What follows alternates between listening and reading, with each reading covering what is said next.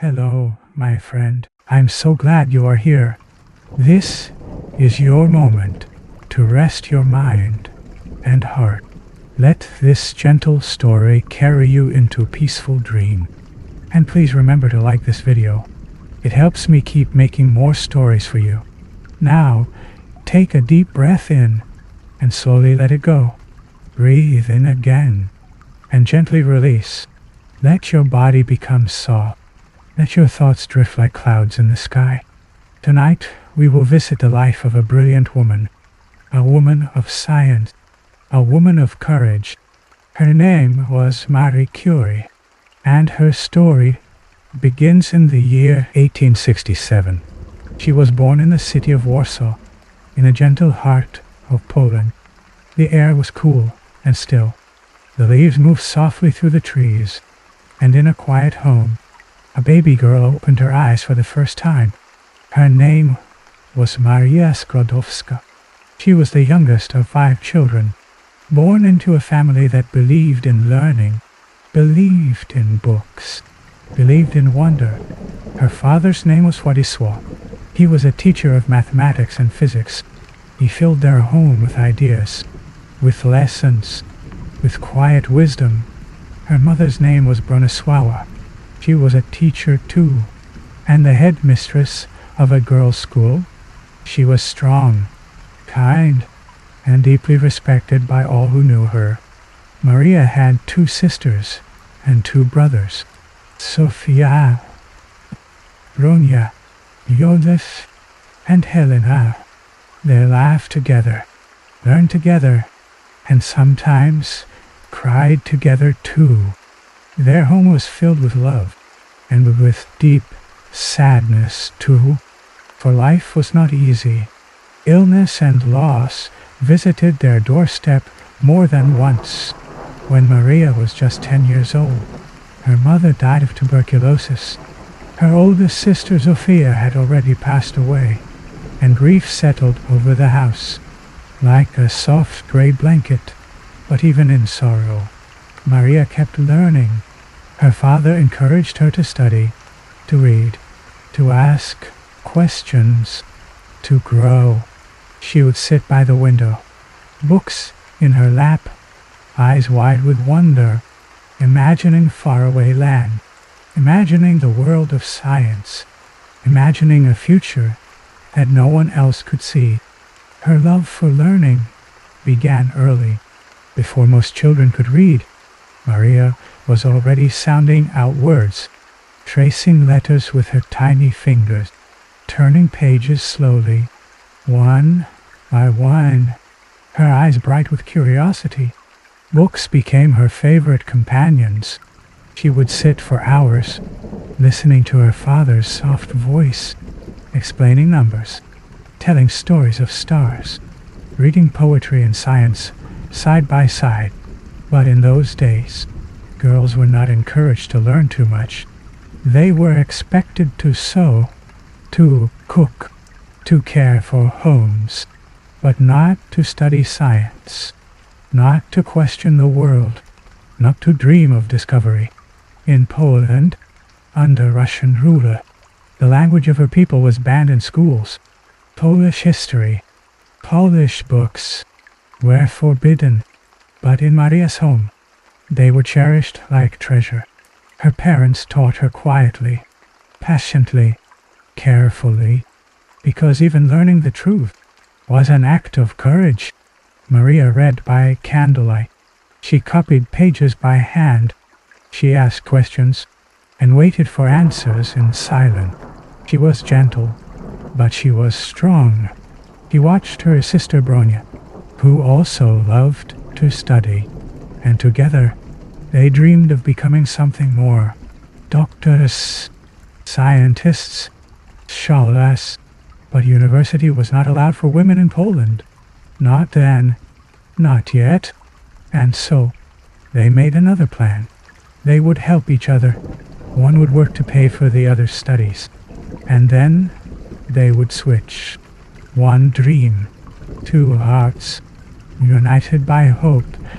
Maria loved quiet mornings, when the sun touched the windows, and the world was still waking up, she would sit with a warm blanket, a notebook, and a dream. The floor beneath her feet was cold, but her mind was full of warmth. She drew little stars on the margins, wrote down words she did not yet understand, and imagined herself in faraway places. Sometimes she would look out the window and wonder what clouds were made of, why snow fell so gently, why the moon changed its shape, why things moved the way they did. These questions floated through her like music.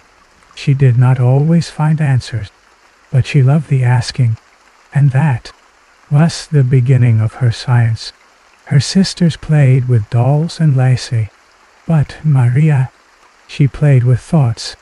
She built invisible machines in her mind. She solved puzzles with numbers and whispered ideas into the quiet air. She walked often with her father through the trees. He would speak of the stars, and she would listen silently, deeply, like the sky was opening inside her. In the evenings, she helped her siblings with lessons. She shared what she knew. Even though she was the youngest, she was often the one with the answer. Her family saw the light inside her, even through sadness, even through loss. They knew Maria was meant for something great, but she did not dream of fame. She only dreamed of learning, of knowing, giving something true to the world. The winters were long in Warsaw. Snow piled against the doors, but Maria sat near the fire, wrapped in shawls, reading, always reading, page after page. Her eyes moved slowly, gently, her mind filled with wonder, with questions, with the quiet joy of knowledge. As the years passed, Maria grew older. Her questions grew deeper, and so did her love for learning. Her sister Bronya shared that love. They studied together in the evening. Their books spread out like little islands of hope on the worn wooden table. But Poland still had no place for women at the university. No doors open. No welcome for minds like theirs. So Bronya made a choice. A brave choice. She would go to Paris to study at the Sorbonne, a place where women could learn, could grow, could become. Maria's heart was filled with joy and sorrow. She wanted to go too, but there was no money, no way for both sisters to travel. So they made a promise, a quiet promise, spoken between sisters, between friends, between two souls full of dreams. Maria would stay behind. She would work, she would send money, so that Bronya could study, and one day, when Bronya became a doctor, she would help Maria. She would return the gift, and together they would rise. It was a simple plan, built on sacrifice, built on love, built on the quiet power a promise kept. So Maria packed away her books. She folded her dream and placed them gently in her heart. She said goodbye to Bronya and watched her disappear into the distance, toward Paris, toward the future. Maria stayed, alone now, but full of purpose, full of hope. She took a job as a governess, far from home, to earn what she could, teaching other children, while her own dreams waited, like stars behind clouds. Maria was 18 years old when she left home to become a governess, still so young, but already so wise, carrying more dreams than most could see. She worked for a family called the Joraski, in a quiet village, surrounded by trees and soft winds. She cared for their children, taught them with patience, with love, with light. The house was large and cold. The days were long. The air was quiet, but her thoughts were never still. She taught reading, she taught writing, she taught mathematics, with patience, with kindness, with care, and At night, when the children were asleep, she opened her own books. She read by candlelight, her eyes tired, but her spirit still awake. She missed her family. She missed Bronya. She missed the comfort of home. But she held on to the promise, the dream of Paris, the dream of science, the dream of one day returning to her studies. She walked in the fields alone, snow crunching under her shoes, looking up at the sky, thinking of atoms, of energy, of the invisible forces all around her. She wrote letters to Bronya, filled with love, filled with longing, telling her to keep going, to study hard, to remember their plan. And Bronya, now studying medicine in Paris, rode back with hope. She missed Maria. She believed in her. She had not forgotten the promise. And in that quiet house, Maria met someone. His name was Casimir, the oldest son of the family. He was kind. He was clever. He spoke gently and listened deeply. They talked about science and books and dreams that stretched far beyond a village field. Maria felt something she had never felt before, a soft warmth in her heart, a quiet flutter.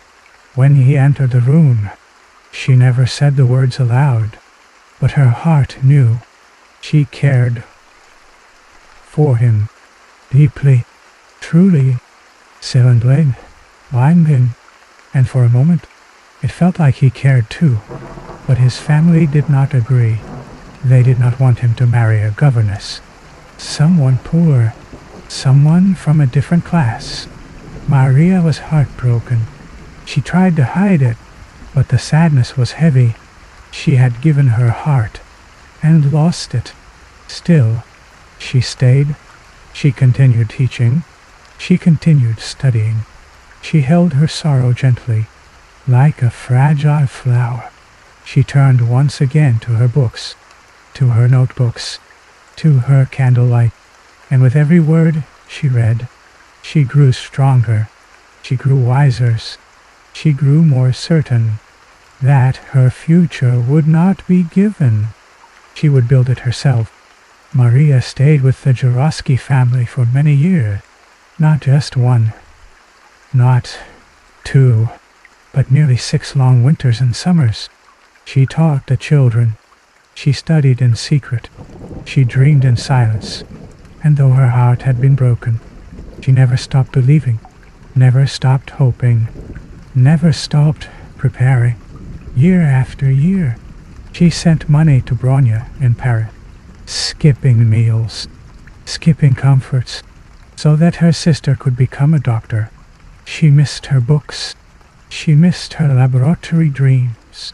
But she kept going, with quiet discipline, with humble grace. Then one day, a letter arrived. The paper was soft, worn from travel, and filled with love. It was from Bronya. Maria opened it slowly, her hands trembling, her heart already racing. Bronya had finished her study. She was now a doctor. She had a home in Paris, and she wanted Maria to come, to live with her, to study at the Sorbonne, to begin again. Maria could hardly breathe. Her eyes filled with tears. All those years, all that waiting, and now her time had come. She packed her few belongings, folded her notebooks, held the letter close to her heart, and prepared to leave for Paris, the city of light, the city of learning, the city where her dream would finally begin. Before she left, Maria walked through the old house. One more time. The rooms were quiet, the halls filled with memory. She touched the wooden railing, where the children used to sit and laugh, where she once read them stories in the dim candlelight. She packed her worn books, her notebooks, her letters, and folded them carefully into a small case. The children gathered near the door, their eyes wide, their hearts unsure. They had grown with her, learned with her, loved her like a sister, like a second mother. Maria knelt beside them, smiling softly, brushing a tear from one little cheek. She told them to keep learning, to be curious, to be kind. They wrapped their arms around her, and she held them close. One last time. Kazimierz was there too, standing a few steps away. Quiet. Still. Their eyes met for only a moment. No words were spoken, but so much was understood. Maria turned to the parents and bowed her head. She thanked them for the years, for the chance, for the memories. They nodded and wished her well, but said little more. She stepped outside, the wind brushing her face, the sky soft with clouds, and with one deep breath, she began her journey, away from the quiet field, away from the life she had known, toward Paris, toward knowledge, toward the beginning of everything. It was the year 1891. Maria was 24 years old when she stepped off the train and placed her foot on the streets of Paris. The city was wide and full of motion. Horse carriages rattled by. Smoke rose from chimneys. Footsteps echoed on stone. Maria stood still, holding her small case, wrapped in a coat too thin for the Paris wind. But her heart was warm with hope. She had dreamed of this moment for so long, reading about it in the quiet hours, drawing it in her mind. Now, it was real. When Maria first arrived in Paris, she stayed with her sister, Bronyetta. The home was warm, filled with family, with love, but Maria knew she needed more space, more silence, more time for her studies. So after a short while, she moved into a small, modest attic room, away from the bustling streets, away from the noise of the house, but always with the knowledge that Bronya was nearby. Her first day at the Sorbonne was full of excitement and nerves. She walked through the grand doors, the stone steps echoing under her feet, her heart racing in her chest. She was just one of many students, but in her heart, she was different. She was a woman in a man's world. The room was large, filled with rows of desks, filled with faces she did not know. She sat at the back, quiet, observing. The professor spoke in French, and though Maria understood some word, the rest sounded like a melody, beautiful, but foreign. But even though the language was new, the world of science was not. The language of knowledge, the language of truth. That was her home, her place to belong. Her hands trembled slightly as she wrote her first notes, the ink flowing onto the paper, each word a step closer to her dream. She was tired, so very tired. The journey had been long, the nights cold and sleepless, but in that classroom, she felt alive. She felt the fire of discovery, the warmth of possibility. As Maria continued her studies, she found the university a place of challenge and opportunity. The professors spoke with authority, their voices deep and commanding, but their eyes often passed over her, as if she were not there. She was the only woman in most of her classes. Her presence seemed strange, unexpected, unwelcome by some, yet Maria did not shrink away. She did not falter. She studied late into the night. Her small room, lit by a flickering candle, the wind howling outside her window. But inside, she was steady, focused, determined. She learned not only from the lectures, but from the books, the endless books, that filled her mind with knowledge. The professors sometimes took notice. Her answers were sharp, her understanding deep, but they rarely gave her the recognition she deserved. Her work was often dismissed, Her voice quieted. Still, she pressed on, her hands trembling less with each passing day, her heart beating with a quiet strength. In time, some of the students began to notice her. They whispered her name, some in admiration, others in doubt, but she ignored the whispers. She kept her eyes on the prize, the laboratory, the discoveries, the knowledge. She had come too far, worked too hard, to let anything stand in her way. She was not there for praise. She was there for truth, for science, for herself. As the months passed, Maria's presence at the Sorbonne grew stronger. Her confidence quietly blossomed. Her studies deepened. Her questions sharper. The professors began to notice her work. Her written reports were precise. Her experiments showed brilliance.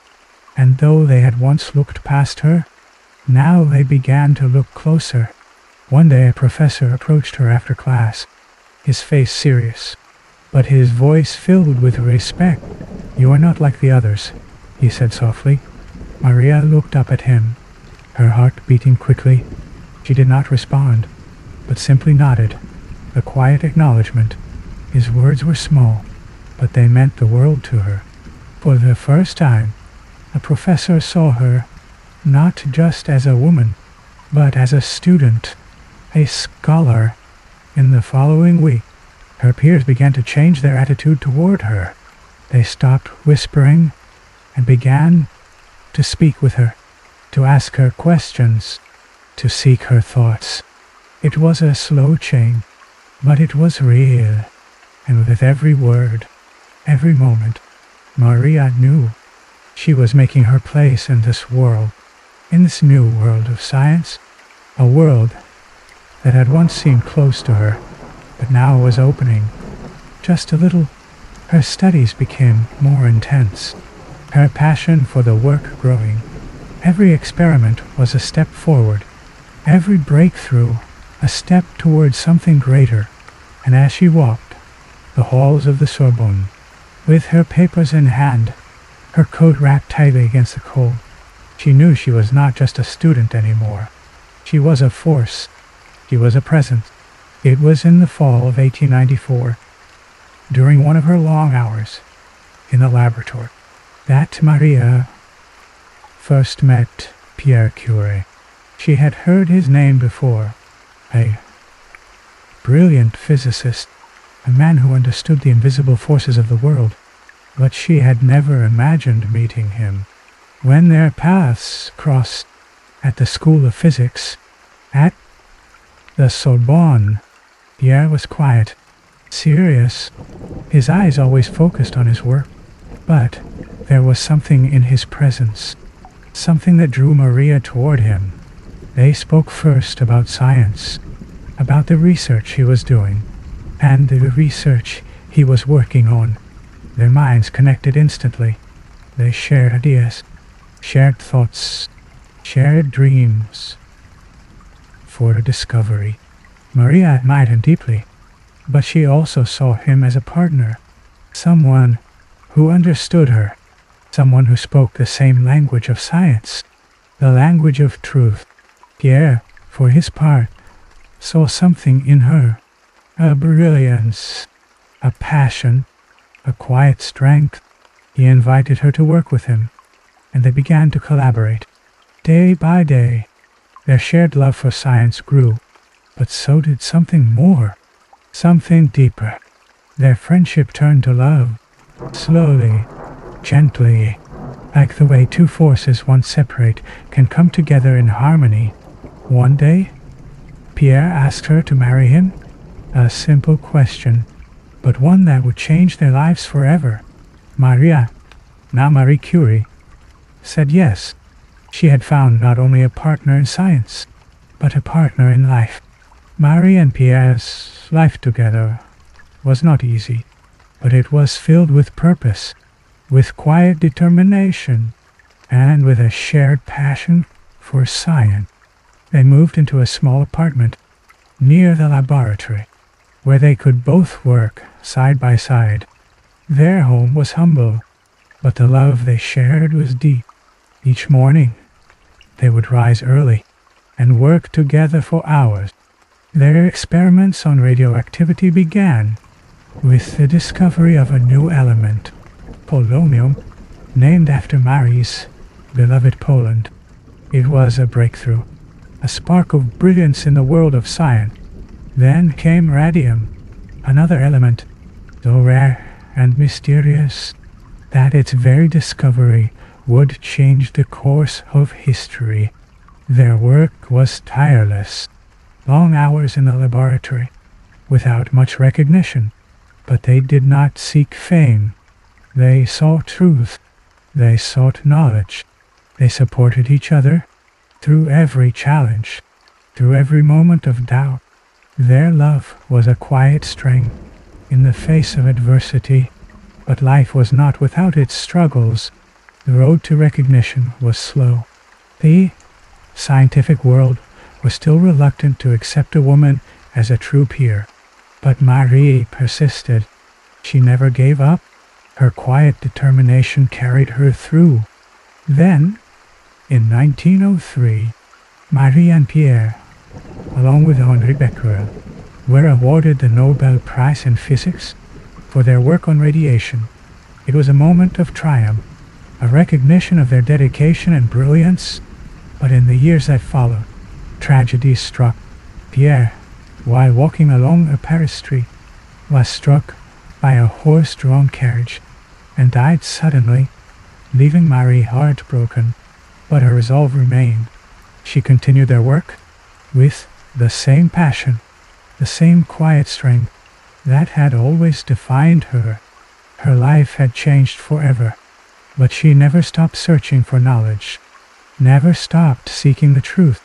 Marie and Pierre had two daughters, Irene. Their first child was born in 1897. Then Eve, their second daughter, came into the world in 1904. From the beginning, Marie was a devoted mother. Despite her intense work in the laboratory, her love for her children was unwavering. Irene was a quiet, thoughtful girl. Eve was more lively, curious, and full of energy. Marie did not have the luxury of much time at home. Her days were filled with research, lectures, and traveling, but she made sure her daughters felt her love, her gentle touch, her calming voice. Irene, like her mother, showed a keen interest in science. Marie was proud of her daughter's curiosity, but she also wanted to protect her. She knew the challenges Irene would face in a world where women were still not fully accepted in science. Despite her mother's worries, Irene followed in Marie's footsteps, studying science, eventually becoming a physicist. Her work, like her mother's, was groundbreaking, and together they shared a bond not only of family, but of intellectual pursuit. Eve, on the other hand, chose a different path. She became a writer. She wrote about her mother's life and her scientific achievements. Her words captured the quiet strength of Marie, the woman who had done so much for science, but had given up so much of her own personal life. Marie cherished both of her daughters. She was proud of their paths, and though her work had often kept her distant from them, her love for them was constant. In 1906, tragedy struck Marie's life again. Pierre, her beloved husband, was suddenly taken from her. At the age of 46, Pierre died in a terrible accident. He was struck by a horse-drawn carriage while walking through the streets of Paris. The impact was fatal, and in that moment Marie's world shattered. She was now 38 years old, a widow with two young daughters. Irene was just 9 years old. Eve, only 2. Pierre's death left a profound emptiness in her heart, but even in her grief, Marie did not stop working. She continued the research they had started together. She poured herself into their shared passion for science. determined to honor his memory by completing the work they had begun. Despite the immense pain, Marie carried on. She took over Pierre's teaching position at the Sorbonne, becoming the first woman professor at the university. Her strength and resilience became a beacon of inspiration, not just to her daughters, but to the world. After Pierre's death, Marie was left to navigate a life filled with both grief and responsibility. Her daughters, Irene and Eve, were her heart. Irene was now 9, and Eve was just 2. Marie's love for them was constant. Even as she faced the overwhelming demands of her work, she continued her research.